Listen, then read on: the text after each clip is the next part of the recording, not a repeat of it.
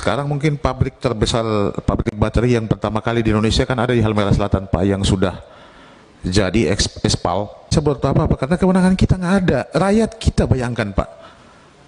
Saya pernah, mungkin Bapak waktu masih kita RDP juga di Komisi 5 nggak salah, saya pernah menyampaikan, bayangkan dalam setahun aja 2 juta metrik ton diekspor, bayangkan, di daerah Obi. Tapi jalan satu jingkal pun di Pulau Obi itu tidak ada, Pak. Padahal sudah masuk pada PSN, perusahaan strategis nasional. Ada BUMN Cina, ada Haritanya. Tapi untuk jalan satu lingkar aja, Obi pulau sebesar itu yang dikelilingi dengan tambang yang begitu banyak. Satu tahun satu perusahaan aja saya hitung, Pak, 2 juta metrik ton, Pak. Bayangkan berapa puluh triliun. Sekitar kurang lebih kita dalam satu tahun tuh 8,6 triliun, Pak, keluar. Tapi jalan satu jingkal pun nggak ada. Karena ada produksi IUP.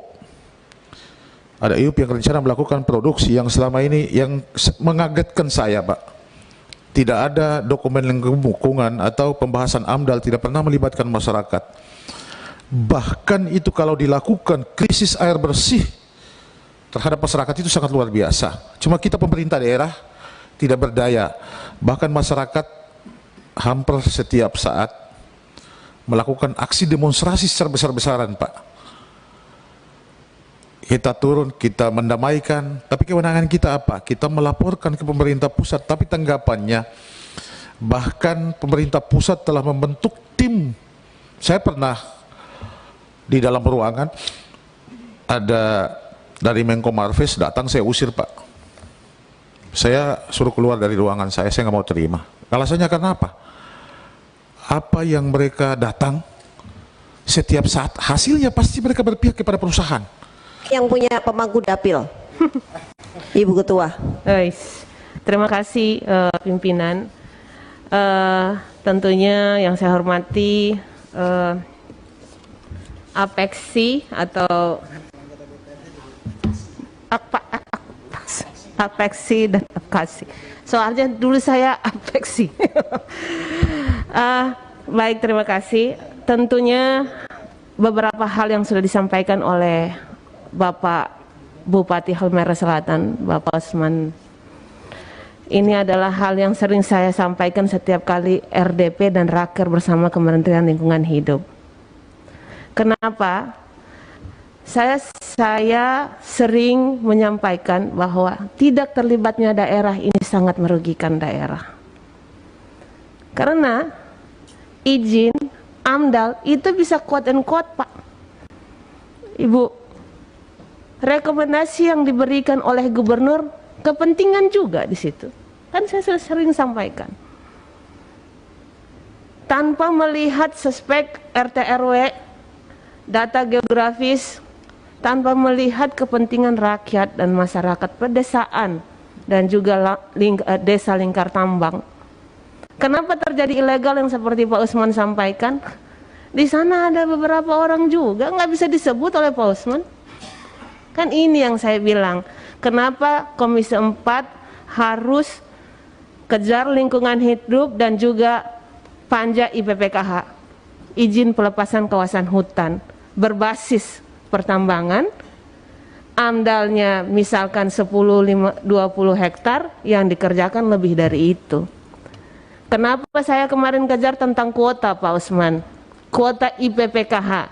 Karena sering terjadi di suatu daerah, izin pelepasan kawasan hutan, misalkan oleh satu perusahaan diberikan 10.000 sampai 20.000 hektar meter persegi, tapi dia hanya mampu mengelola misalkan cuma 1.000 atau 2.000 dalam jangka waktu 10 tahun.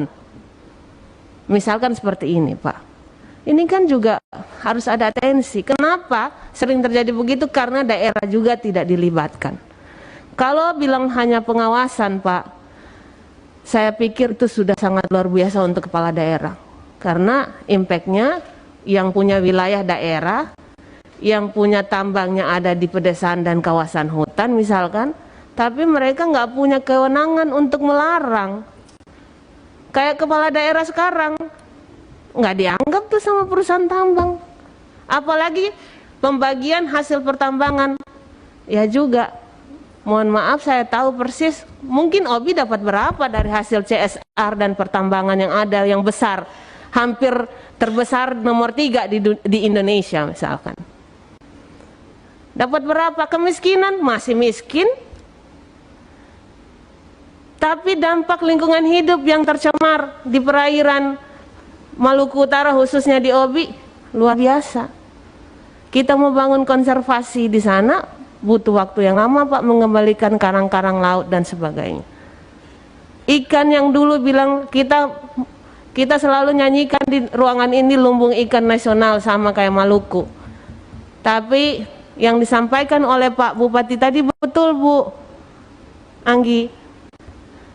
Susah sekarang ikan di sana.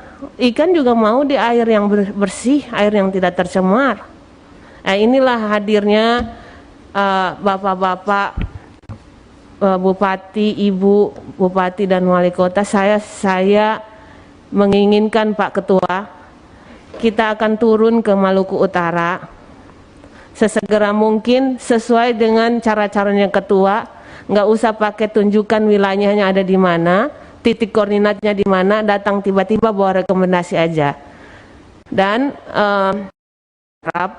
Pak Bupati, ini kan sering terjadi tambang ilegal di daerah kami di Provinsi Maluku Utara.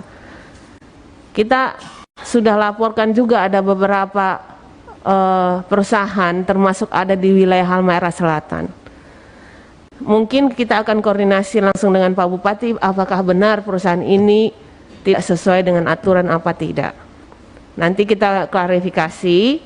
Sehingga itu juga menjadi atensi dasar karena kita punya panja mungkin akan dinaikkan ke Pansus Pak. Kalau udah kayak begitu biar petinggi pun pasti harus datang kalau kita panggil. Jadi itu saja, karena kita mau bicara pun juga tapi kita tidak membantu pertemuan RDPU ini percuma. Karena mereka menyampaikan hal-hal yang prinsip tapi tidak dikuatkan dengan aturan dan perundang-undangan percuma. Jadi saya harap Komisi 4 nanti bisa mengambil atensi lah masuk dalam rapat-rapat kerja menjadikan satu kesimpulan. Terima kasih. Seharusnya reses yang lalu kami sudah ke Maluku Utara, Pak Bupati, tetapi waktu itu Mbak Alin nggak bisa mendampingi, maka kita alihkan. Mungkin next atau kita buat kunjungan spesifik untuk ke Maluku Utara. Lagi itu kita ke Maluku Utara pribadi dengan NGO dari Amerika. Ya, saya setuju Bu Alin, Mbak Alin, Kakak Alin, Mama Alin, bahwa harus ada peraturan yang melibatkan pimpinan daerah dalam pengawasan. Undang-Undang nomor 11 ini kan bareng-bareng ya, susah sekali untuk kalau pakai effort yang luar biasa lah kira-kira kalau harus dirubah. Tetapi bisa jadi ini hanya usulan ya, bisa jadi harus ada permen atau mungkin PP di situ menyebutkan bahwa pimpinan daerah harus terlibat dari awal, terutama untuk evaluasi di proses itu, mulai dari awal sampai di akhir proses penambangan itu. Itu sih, itu nanti bisa kita pikirkan dan itu bisa kita angkat nanti di dalam rapat dengan teman-teman di LHK. Pertama saya menyampaikan apresiasi ya, masukan-masukan dari kepala daerah di sini ya, ada Apeksi dan sebagainya yang menceritakan berbagai persoalan soal lingkungan, dampak lingkungan dan aktivitas tambang dan juga aktivitas pembuangan sampah ya, yang tidak beraturan di daerahnya masing-masing. Tadi saya menjawab, ditanya oleh Bu Ketua, ini tanggung jawab siapa gitu kan. Selalu secara responsif saya jawab, ini adalah tanggung jawab kita bersama.